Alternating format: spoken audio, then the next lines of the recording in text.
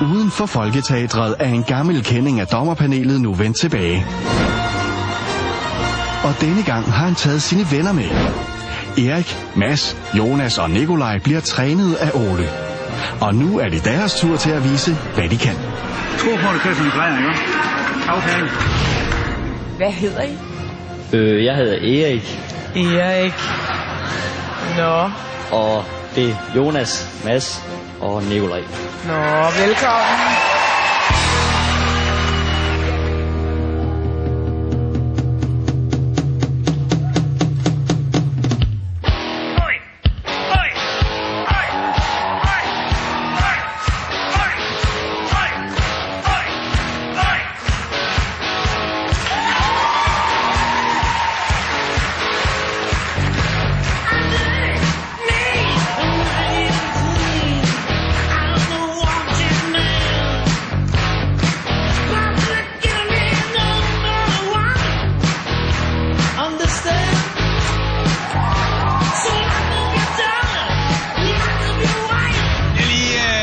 Lidt på cyklerne her midt under showet. Nej!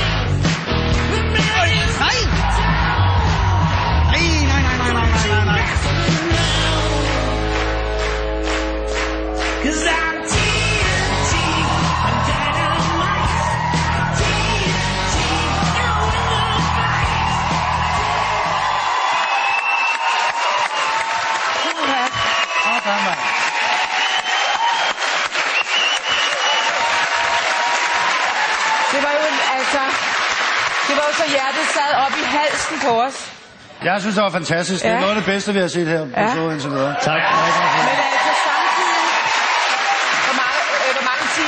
hvor mange timer træner I sådan i løbet af en uge eller en dag? Eller hvor meget? Jeg tror nok om dagen, så ligger det vel omkring 3-4 timer. Er det rigtigt? Ej, det kan jeg godt lide. Måske mere, hvis der er godt vejr. Godt, det er flot.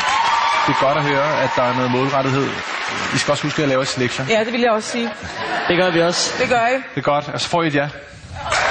Tak. Hvad siger du, Johan? Det er et helt stensikkert ja. Tak.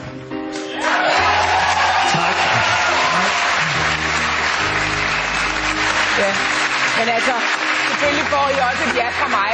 Og så lov at passe på benene. Tusind tak. Tusind tak. Og vi ses. Ja.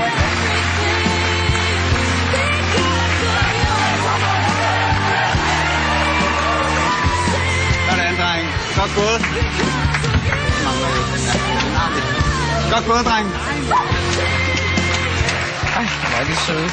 Jeg elsker sådan nogle drenge, der tæller jysk, og som træner 3 timer om dagen. Og som har lidt ydmyghed. Ja.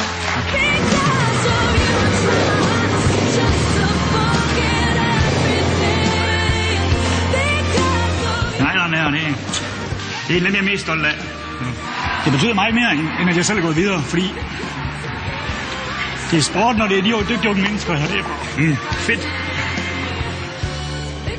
Ja, det er vores Ole. Drengene og deres træner Ole kan